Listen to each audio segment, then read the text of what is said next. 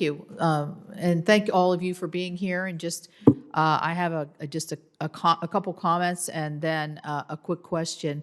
I think it's been really interesting to see how innovative states have been, and through pilot projects with the road user fees or the mileage-based user fees. And I think that this is something that it seems like we have bipartisan, very large interest in this, and it's something that we ought to really consider as we're moving forward. And I'm encouraged by that. I would like to, and I'm a little puzzled because I think the Secretary of Transportation in his public statements has not only removed the gas tax increase from a possible revenue source, but also the vehicle miles traveled idea and concept as they kind of took that off the table rather rapidly, which I was sort of surprised about. So we'll have to circle back with that. One of the things that I think we don't talk enough about, and I'm not really sure, obviously what we're looking here for is enough revenues to meet our needs and to meet not just the needs now, but the needs of the future. And so, Mr. Schenkel, you talked about public-private partnerships, and that some of that was tolling. We know tolling is very unpopular in a lot of areas of all of our states, and is difficult for state leaders to move forward. What other idea, how else can we bring the private sector into this? Obviously, they're the beneficiary, whether you're a car manufacturer, tire manufacturer, refinery, all kinds of different, electrical and technical parts of an automobile or a truck. How else can we bring the private sector dollars into this to help us match our public dollar investment? Do you have any other ideas on that? It's a big question. Mr. Schenkel. Yes, Senator Capito, thanks for that. I do, and I mean, I think along the lines of P3s, and I think it's pretty fair to characterize that public-private partnerships, P3s, are perhaps underutilized in the United States, certainly compared to our comparative Canada, United Kingdom, Europe, et cetera, even Latin American countries.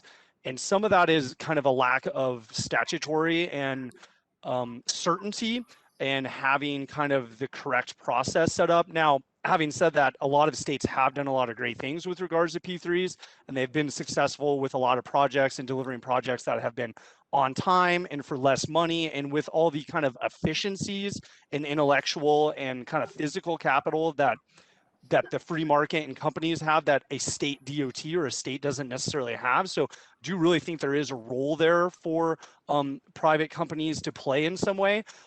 I think that you probably asking someone from industry is the way to get the best answer, but they need some more regulatory and statutory certainty. They need some idea that if we submit a bid and it goes through and it's accepted, then this project's going to go forward. But as you alluded to, especially when it comes to tolling, that starts getting really difficult. You have to make sure that you have the public buy-in, or else you're going to have this conflation of tolls constantly with P3s, and that makes it difficult. Now, having said that, there are examples of where you can do P3s. You can have a large project, like I think a good example is in Pennsylvania. They're doing 500 plus bridges, smaller bridges, and they bundle them together, and you bundle a bunch of similar-ish projects together. And by doing that, you achieve this scale. And that doesn't involve any tolls. It's just that, it's easier for a private company perhaps to repair those 500 some bridges than to have the state DOT do it, and they can do it quicker and more efficiently, and you have them bid. And I believe in Pennsylvania, they're using money from their bonding to pay for that. So that's an example of a P3 without a toll. There's other examples out there. There's transit P3s, and a lot of these are just based on availability payments, which essentially means that you did the job correctly, the asset is working correctly, and you're meeting these certain metrics. So I think there is a lot there. I think along the lines of what Mr. Poole said too about, and this isn't necessarily about private, but having just access to capital too, and Right. things like TIFIA, and having access to capital is important to states, especially for some of these trickier projects. So those are kind of some of my thoughts. Thank you.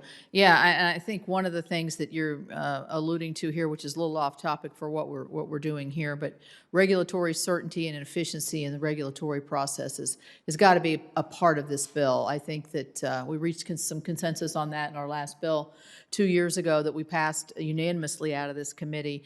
But that will certainly help us as we move forward. I would say anecdotally, the state of West Virginia uses something called Garvey bonds, and don't ask me what they stand for, but what they are basically using future revenues, guarantees of future revenues to pay for the construction of the highway of today. And that's where we have to give this long-term certainty to our governors and to our road builders and to our users that in 5 years you're going to have this amount of money, so you can then sort of pre-fund as you move forward on anticipation of funds coming in later. So thank you all very much. Thank you, Mr. Chair.